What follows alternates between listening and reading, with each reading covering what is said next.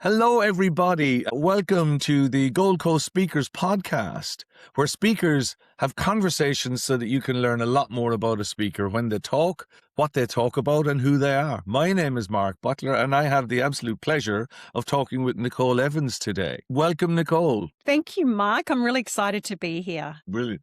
So I actually know a little bit about what you do, and I know that we've been sort of connected in this space, and we do quasi-similar work, but I'm loving the fact that you have a new book out, and you talk about love, connection, and self-compassion, particularly how it pertains to the workplace, I think. So let's start there. Tell us a little bit about your journey and where you got to. Oh, thank you, Mark. Well, I love talking about love and connection.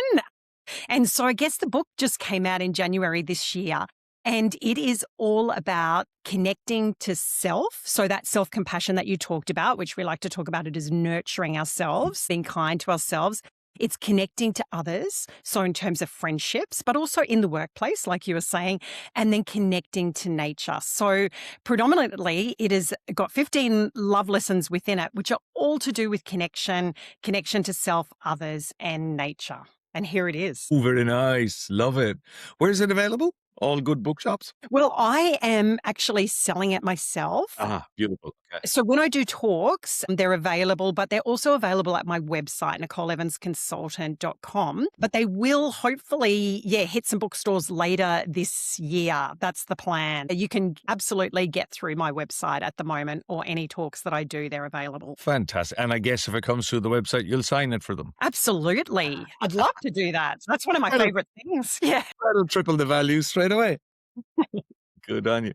And so the kind of work that you're doing with organizations, so you're saying connection is such an important thing. And I think you're right. World Health Organization see loneliness and isolation as the primary mental health challenge in society today. Why do you think that is? Look, honestly, particularly working with young people at university, we are in a loneliness epidemic, like you said, and I'm seeing it firsthand. And it is one of the reasons that prompted me to do the work that I do. I think the biggest issue is we've never been more connected than ever to devices, to digital technology. We think we're connected, but actually we're not making the time to have those, interactions, that eye contact. When we're busier than ever, we're overwhelmed. And so it's playing out as a loneliness epidemic. And I mean, it used to be we were worried about our aging population, which I still do have concerns for. But it's so sad to think that it's our young people in the prime of their life that are so lonely and disconnected.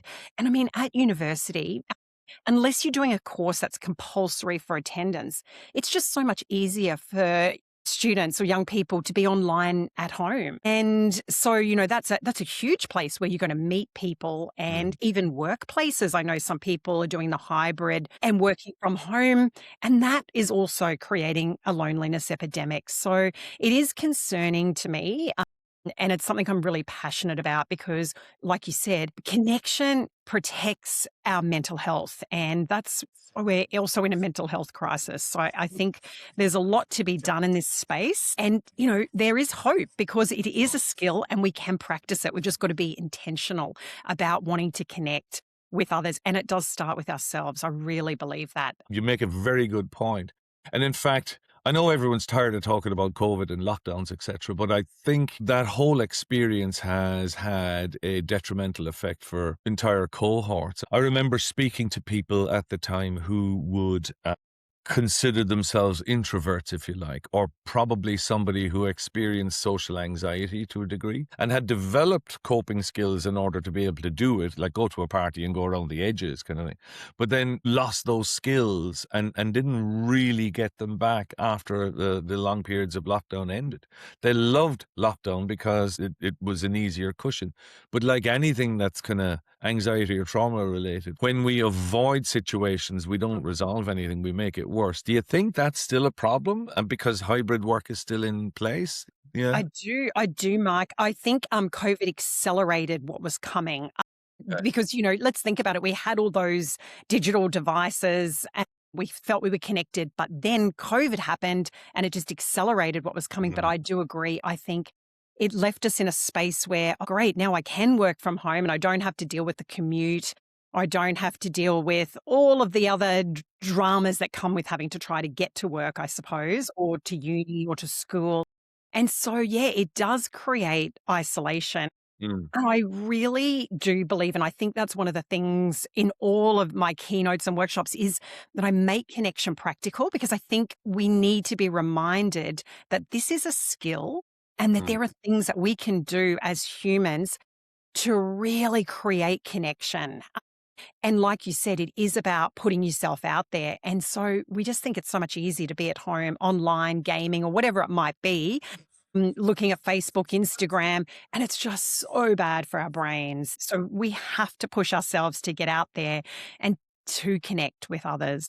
Could I steal one of your lessons from your book and ask you what would, anyone who's watching this podcast now, and thank you everybody for joining us.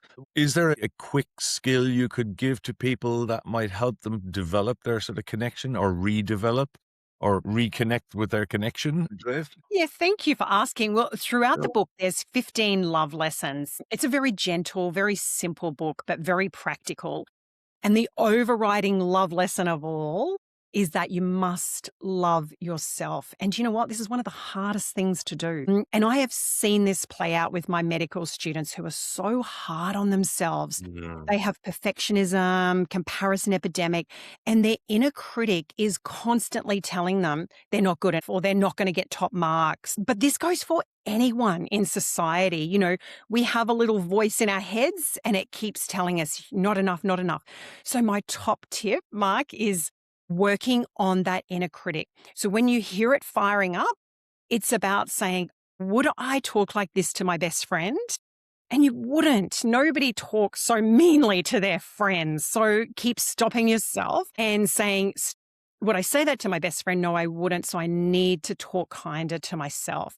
And it's about stopping yourself in the moment. It's about being intentional and present and saying, I'm not going to talk so harsh to myself anymore. And I think if we can start with ourselves, then that's going to come a long way to working, with other relationships and friendships. And another really great little skill within that is to go out and walk in nature and to just be intentional with nature.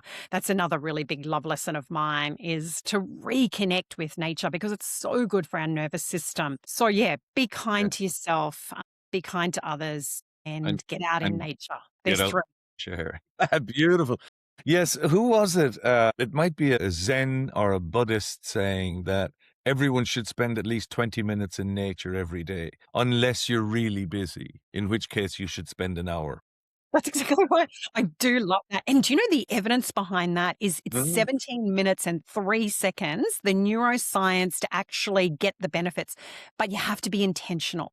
So you Mm. have to look at the bark and the repeating patterns of the beautiful leaves and be looking for moments of awe and wonder and glimmers and because how incredible is our world and how incredible is nature. So to actually look and interact with it 17 minutes, 3 seconds, but I do agree if you are Yeah. busy, then you should spend longer. And definitely one of the best things you can do is take a friend, connect while you walk, point Yeah. things out, and then you're getting all of those dose chemicals, Yeah.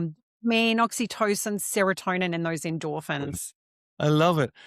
Something's come up for me when you were talking there about self compassion and quietening that voice. I remember seeing research that says when we're speaking now, it's about 170 words a minute, something like that.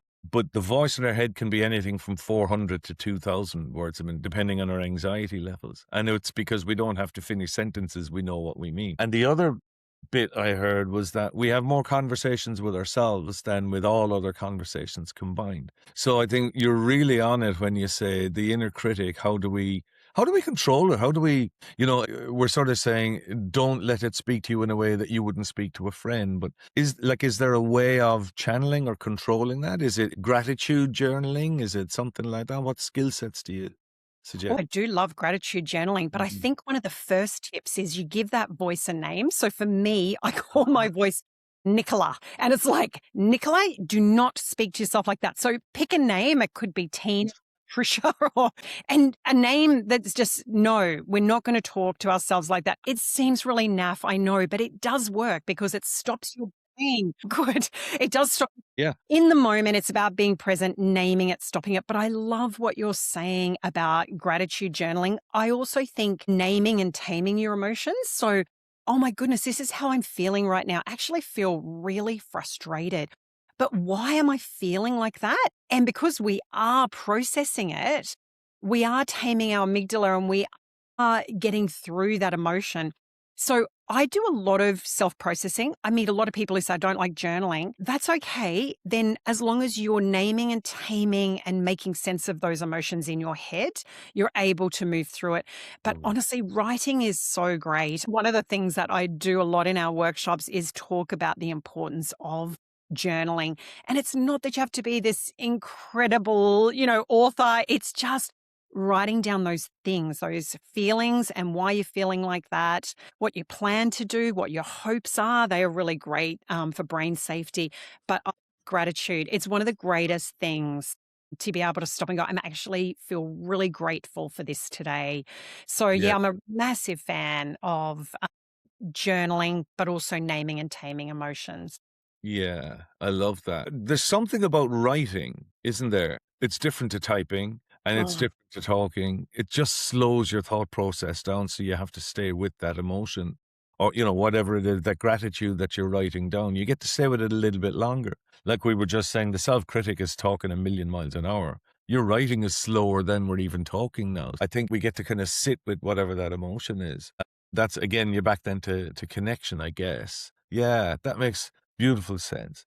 Now, you work with schools and hospitals and universities and businesses, and you were just saying that medical students particularly can be very hard on themselves. And I guess it's because they identify, and we've seen that in the medical fraternity. I'm a nurse, I'm a doctor, and if I'm not good enough at this, then who is? Like, if not me, who kind of thing. So there's another layer again that challenges their self-compassion. Would you say that's a fair assessment?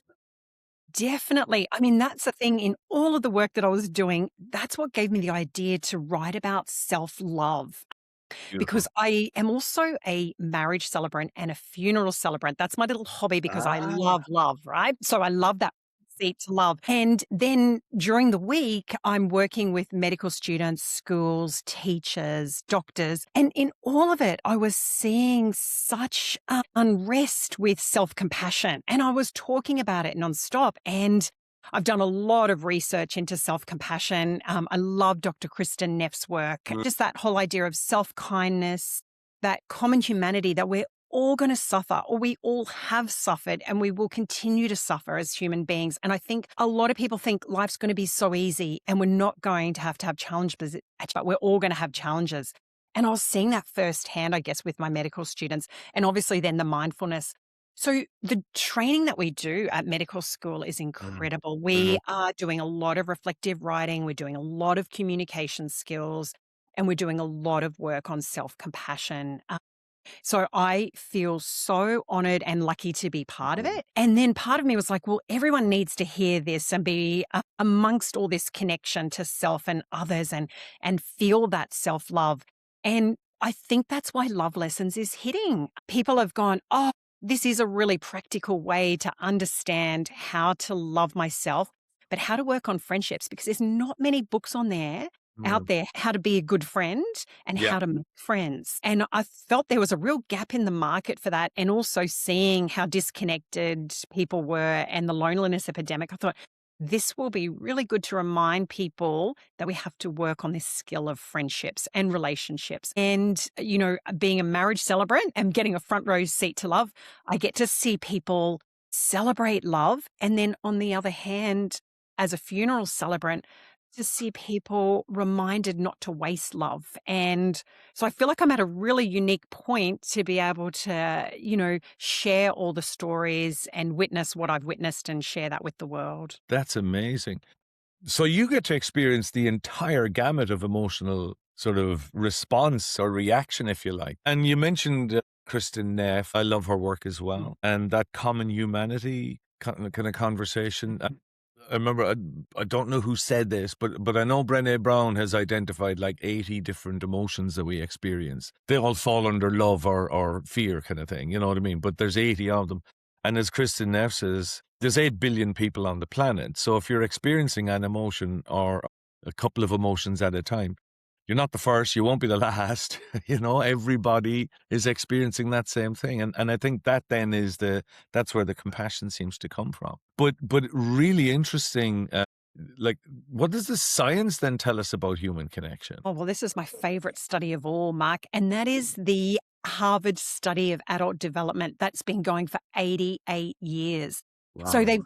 have you heard about this one where they've actually studied families, generations of families, started like in 1938 at Harvard? Mm. And as science has got better and better, we've been able to look at bloods, look at MRIs, functional MRIs, and have a look at all of the things that make up a human being. And the finding of all of this is that warm, quality connections are the most important thing to live a meaningful life.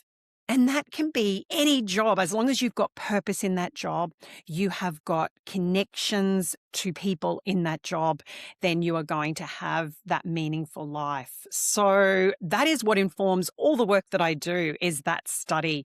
And the Excellent. book, The Good Life, that's written by Robert Waldinger, an Mm. amazing book. It's my favorite book.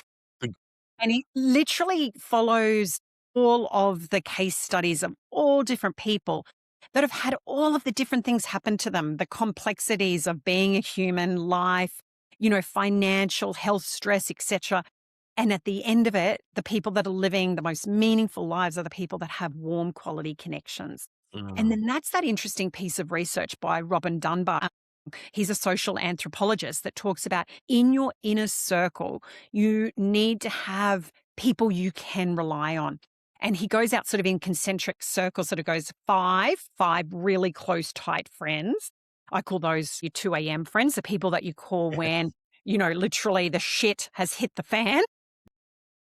And then it goes out sort of 10, 15, 50. But cognitively, we can only cope with 150 The kind of close the contacts. village. Yeah. Yeah, the village. That's The exactly village. right. Yeah, yeah. Yeah. That's how we evolved. And having those people that you can call on when times are tough is essential. And I Mm. mean, that comes back to the study, which is those warm quality connections. And for some people, it might just be 3 people that are in their inner circle. For others, they might need 15. We're all different. Yeah, yeah.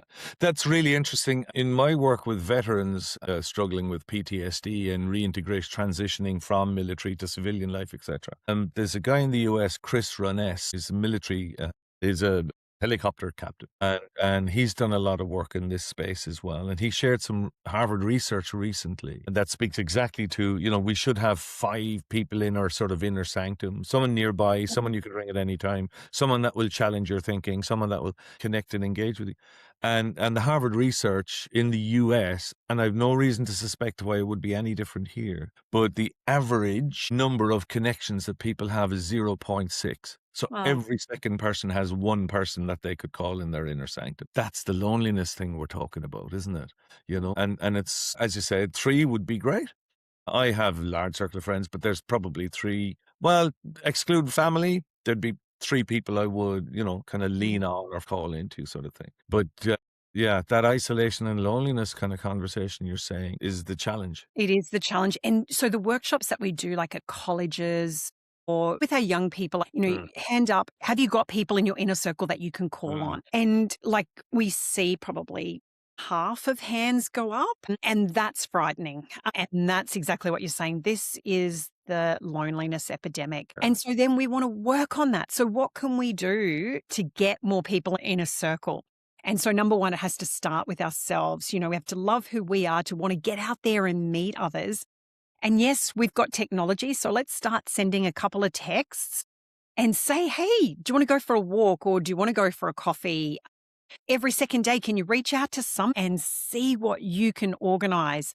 Let's make it practical. Let's really work on our friendships. Let's actively listen. Let's be curious. I know they're the sorts of things that I'm teaching our young people. And I'm Mm, passionate about. I'd love to start getting out into sort of year 11s and 12s because I think at school you're safe and you're protected. Mm. because you've got a whole heap of friends there that you're going to turn up with There's every 30 day. in the class and yeah, yeah, and we're all having lunch Mm. together and all those things happen, but yeah, Then you leave year 12 or you leave school and a whole heap of that social network falls away. yeah, And you haven't been taught the skills to learn how to make friends. how And to that's the concern. And I see it and I hear it. And there's a lot of sites you can go to meet up. Still not the same as mm, learning how to be present with people and to be curious and to actually want to connect on that level. yeah, and as you say, it's a skill in the sense that it can take us outside of our comfort zone sometimes. But what I'm finding really interesting there is you said when you ask a group, now whether it's at a keynote, a conference, or whether it's a class in the university, etc., and you say half of people will put up their hands to say, yes, I have somebody that I can lean on, someone in my inner sanctum, if you like. I'm surprised by that because, and I'm also curious because it's actually putting themselves out on a pedestal to say, no, I don't have anybody. And I'm wondering if it's the first time anyone's ever asked them. Oh, I think definitely it's the first time anyone has ever asked. And it is confronting. But if, make that safe space and then have that vulnerability to say, this is a problem, let's all look after each other. I think it's a lot easier at colleges because it's a bit like school. You've kind of moved that social group. So you've got We're the people common there. purpose. Yeah, yeah. But I think sometimes you can be surrounded by people and feel very alone. Mm, Because absolutely. you haven't connected to anyone. And oftentimes that's because you haven't connected to who you are. So we've really got to do that work within ourselves. And that once again comes back to that connection to self and that self compassion work. I think if you do that work, you will find that it's a lot easier to go out and want to connect with others and put yourself out there, because if you have that self-love, you're more likely to radiate, Mm, I'm here, I want to get to know you, I am curious about you, and I want to work on these friendships. So, but yeah. it is confronting and it does go with the statistics that we know, and that is we have a loneliness epidemic in our young people. Yeah, and across the population very likely as well, Mm. it's interesting. And I'm now making comparisons between we talked about the village idea, Mm. and then you look at online dating, where you go through thousands of people, flick, flick, flick, flick, flick, flick, flick, yes, and then it doesn't respond. Oh God, no, I'm rejected. Flick, flick, flick, flick. Compared to kind of about the 1950s, I think this is almost like an anthropological sort of question, because you, as a celebrant of both marriage and death, you'd understand, I think, more than most, I'd suggest, the demise of kind of church going, I suppose, but I can see and recognize that it was the demise of that community, which would have been village like in, the local church. There was that many people went there. The 150 kind of rings a bell again. So that's kind of disappeared at the same time as being connected to millions of people if we wanted to, but we don't and we can't because it's technologically based. Is there something, do you think, between our disconnection from community has caused a lot of that sort of contact conversation you're talking about now with young people? I think so, but then there's some advantages for technology, because one of the other interesting stats as a marriage celebrant is probably three-quarters of the couples that I marry, I always ask, how did you meet? And three-quarters of them will say, we met online, we met Wow. on a dating site. And this is young people, and it makes me really excited that they're honest to tell me and Yeah. that's becoming more normal. So, yes, I think there's a lot of advantages for Mm, connection, to mm. meet online, find out who you like, who's got similar interests, be curious, but then take that to real life, to take that to want to meet at a coffee shop and to Yeah. want to meet in nature or go for walks or hikes or whatever it might be. So, yes, we demonize technology, but yeah, I'm seeing some real advantages of it in that regard. But I do agree with what you're saying. And there's a lot of evidence based saying that isn't there, that those community, those villages, churchgoers, they're all connected. And if Mm. you're lucky enough to live in a neighborhood where you can check in on your neighbors and wave and share food, eggs, flour, whatever it might be, you're instantly more happier in yourself and more connected. There are so many people who live in neighborhoods that don't know their neighbors. We live in a street, and I write about this in my book in the first chapter called Belonging. where we have all raised our children together. We are all best friends. We love catching up. We do potato bakes. We do fire pits. You have got a community when you walk out your door that you know those people are there for you. And it's really rare. And we are very grateful and very lucky. We work at it. We make sure we do catch ups, and it's very common on a Sunday night to have a drink to close the week, have a catch up, whatever it might be. So it's a beautiful thing, but we still do work at that connection. Yeah. So I think you have to work at community connection. I And yeah, it's really important. I think you're right. It's reminding me of when I lived in Sydney in an apartment block. There was the person in the apartment next door to me we'd walk past, we'd brush shoulders on the stairs down, up or down, and he wouldn't say hello. He wouldn't acknowledge it at all. And it wasn't just me, because the other neighbors in the other sort of floor said exactly the same thing. And I was kind of sad, but I tried, but wasn't making a connection. Some people And just couldn't, you that's know. right. And sometimes that's all you can do is try and look, honestly, a little smile, some eye contact, even when you get a coffee. But then it comes down to generous assumptions, doesn't it? Because you think, what is going on for that poor person that Mm, doesn't connect with anyone else? yeah, yeah. Just think, what could be so terrible going on in their life that they wouldn't want that connection? And at what point, back to businesses again and organizations, leaders sometimes don't want to push the button either, just in case they're being nosy or they're encroaching, etc. So being able to have those sorts of conversations, that's a skill, do you think? It's absolutely a skill, and it's probably one of the most important skills we can have because we spend so much time at work. And I do a lot of work in this space with leaders, Mhm. helping them have radical or difficult conversations. But not only that, like what you're saying, Mark, just how do you interact? How do you connect? Be interested, be curious, maybe ask a couple of questions. Mm, What's going on in your home life? So that you get to know those people as human beings, not just work colleagues. And it doesn't mean you have to be best friends, but to be curious and interested means you turn up to work and you just feel like you belong. That's the number one human need, isn't it? That belonging at work, that connection within ourselves. yeah. And having a boss or a leader that just shows they're interested and Mm, curious about you and your family goes such a long way. yes, it does. Do you talk about mattering as a concept? I mean, it's relatively now new in comparison to the conversation around belonging, which is kind of a bit more mainstream now. Do you get into that space much? Yes, because we have 5 pillars within, like, positive psychology, which you'd be very aware of, very similar to the PERMA model. And the first one we start with, and this is the way that I've organized the chapters in Love Lessons, Oh, lovely. they fit around these 5 social cognitive needs, and that is belonging, which is the mattering. You matter. You matter to us, you matter to yourself, you matter to others. Then how do you express it? So the next one is expressing, so communicating. Then Mm, we go into accomplishment, which is purpose and feeling like you matter. So that's personally, but also professionally. Curiosity. So curious. You matter because I'm curious about you and others and your family. And then hope. And I think hope's my favorite. And that oh, is, we beautiful. hope that we have a better tomorrow. We hope that we've got, holidays planned while we're at work, because that is what keeps you going, isn't it? Having Yeah, things to look forward to. So that's kind of how I've, organized love lessons. And it's absolutely how I would organize every workshop. And they're really nice, easy pillars to kind of put into context. And within it, it's all about mattering. It's that you matter to yeah, me. beautiful.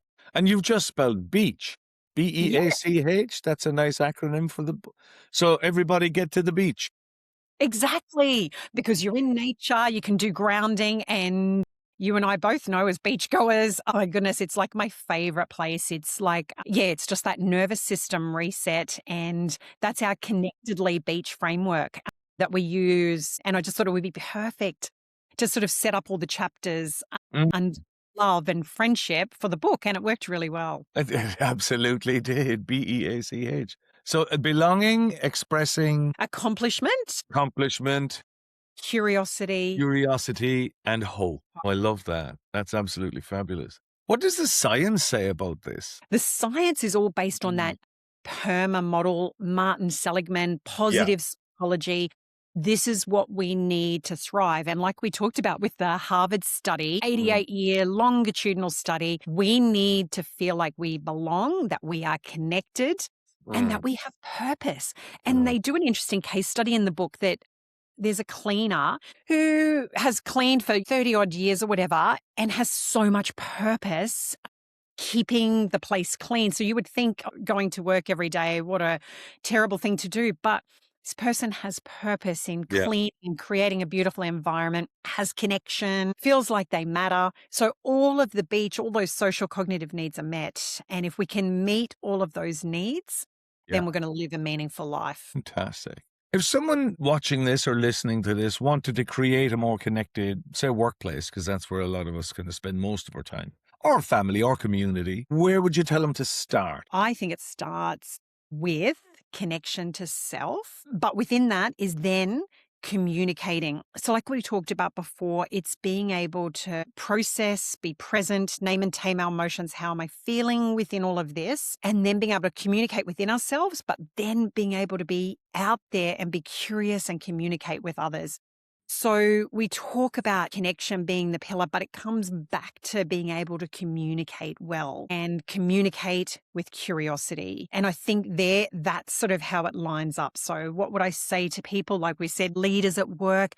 It's about connecting with good communication skills. So it's about connecting with curiosity and asking those questions and wanting to get to know people so that you create that safe space at work, you create that belonging, you create that connection. Lovely.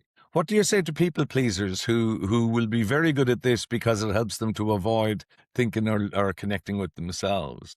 Does that come up ever for you? Yeah, and it comes up for me. I done a lot of work on this myself because I am a little bit of a people pleaser. Yeah, And so I learned me so too.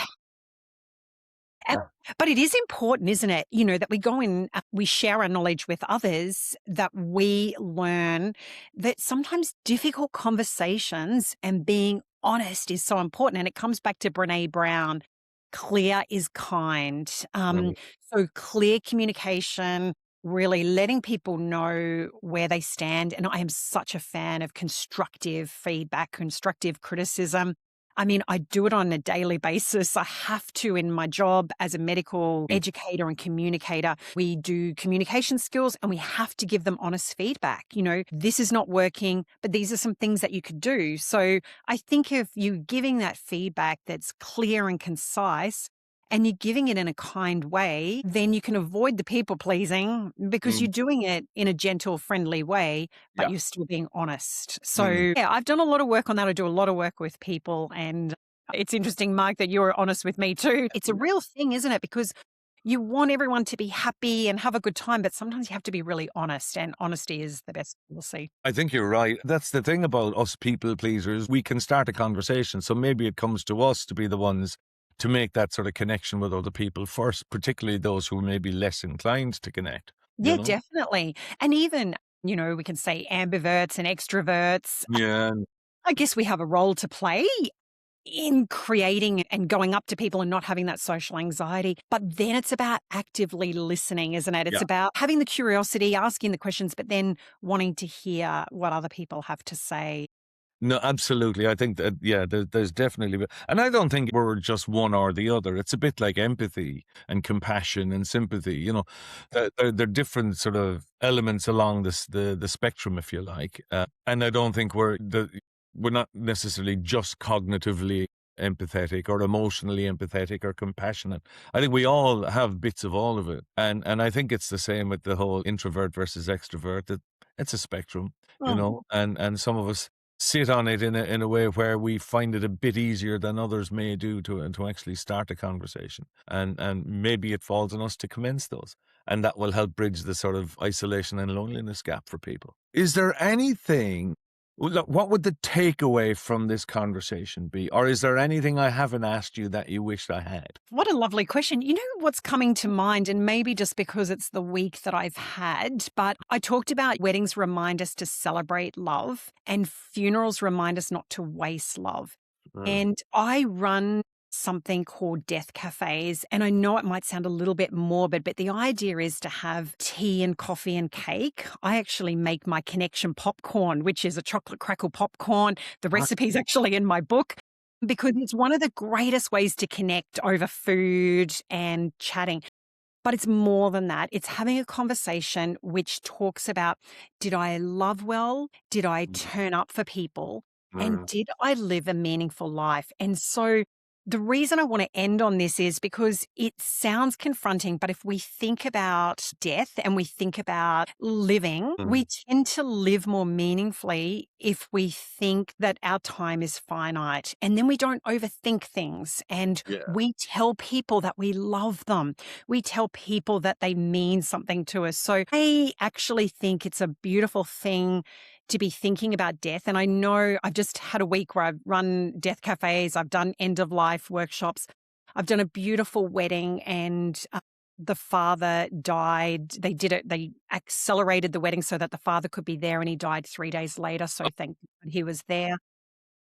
There's just a lot that goes on. And when you are confronted with death, it does make you really think about living. And so I guess that's what I want to leave with everyone is just let's connect with ourselves. Let's really be kind to ourselves. Let's nurture ourselves. Let's really work on our friendships and really get ourselves out there and connect with Mm, others. mm. And let's promise that we're going to connect with nature and even just spend 20 minutes looking at how beautiful it is because our time on earth is limited. And so let's connect and let's love in that time that we have. Beautifully said. Where can I get the book again?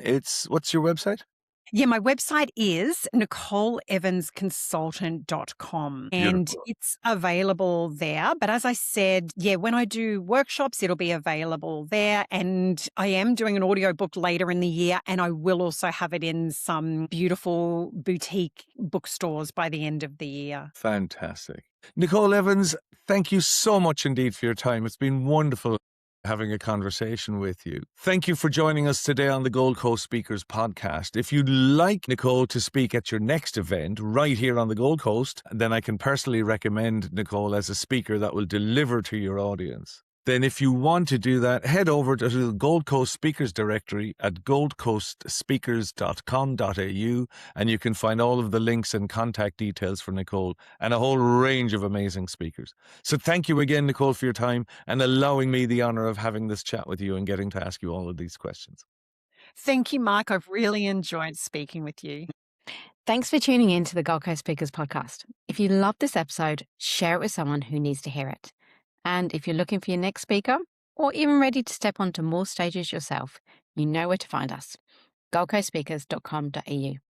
I'm JJ Person-Jones, founder of Gold Coast Speakers. And until next time, keep showing up, keep showing your voice, and making waves.